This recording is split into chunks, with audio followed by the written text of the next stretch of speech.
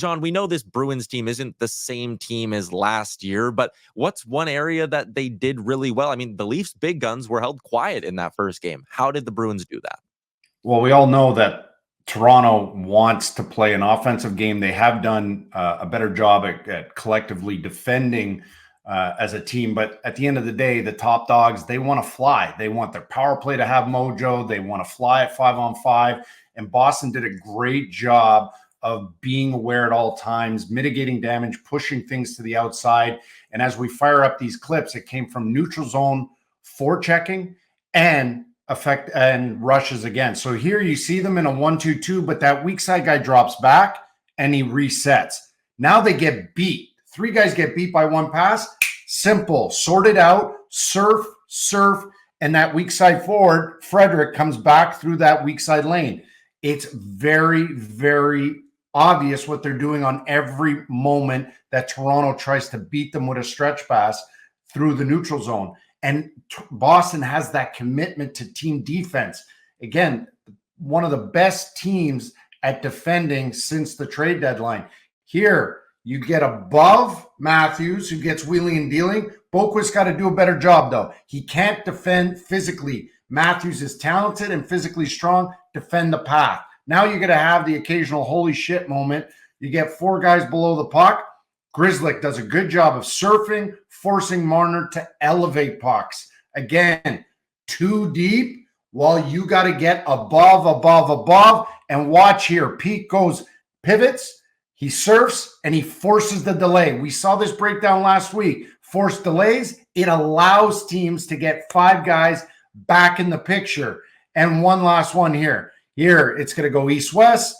Look at the D, synchronize, surf together.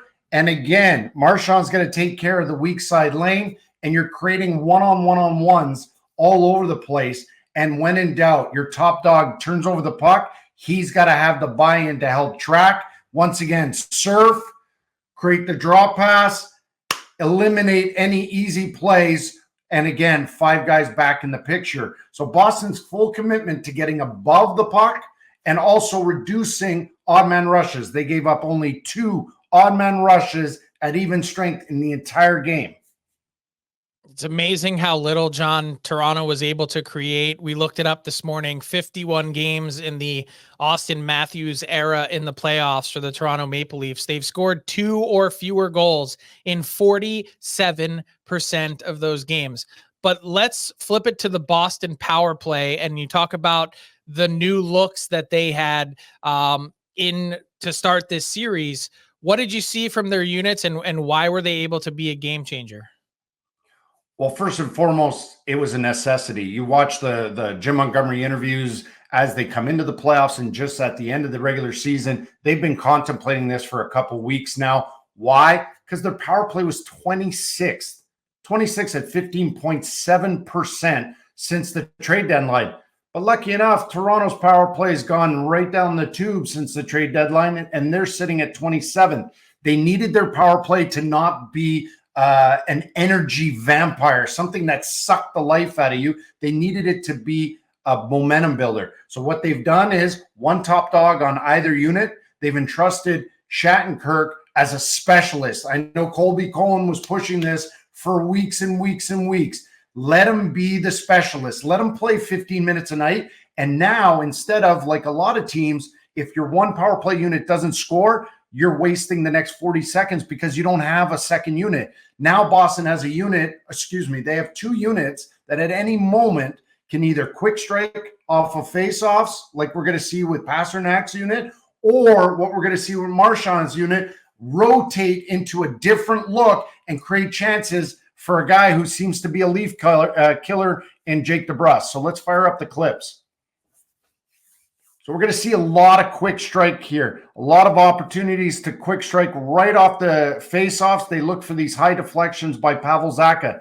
The one thing I will stress, though, is when you do these, you also potentially can relinquish possession, because here's back-to-back, same play. It's available, but watch, both times, quick deflection, but it's a change of possession. Now, Toronto wants to flex out against Pastrnak. The moment they give up a little bit of space, that sets up Zacha puts it off the crossbar.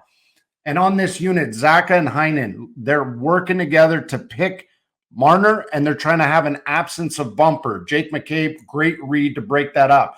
But they are going to look for these quick strikes, recover, possess, and again, watch Heinen. Now, because Zacha stays in the high slot, they read off each other. Now Heinen goes down below because they want to create that 2-on-1 versus a diamond PK. This is the thing that you want to affect. The power play is going to dictate. Now go to Marchand's unit. Marchand's in a spot that's not normally his. They rotate. There's no panic. There's more poise. And look, they settle it down. They get into a box +1 and watch. It's really low. They get it deep. And now Geeky pops out on the weak side and he finds that space. Sorry, Charlie Coyle. And he pops up into that space. So they're constantly rotating and they're not stagnant. They're not standing in one spot. And once again, bring it low, collapse, move it around, poise. Again, box +1. DeBrusk is not going to force anything. He rotates high, and look at this gap for him to walk in, use Simon Benoit as a screen, and also have the net presence of Connor Geeky in front of the net. And last but not least, on the last one, puck recoveries, settle it down, bypass right through that box. And again, Jake DeBrusk can score him on both feet, and he can score down on one knee as well. So significant lineup questions tonight, John. Quickly, 10 seconds or less. What do the Leafs need to do to get on the scoreboard? They got to play to the inside. They do not get to the inside. They force a lot of shots from the outside, and they don't recover rebounds enough. They need a few more carries inside dots, and they've got to force Boston to defend even harder. Tyler, you're muted. Sorry, guys.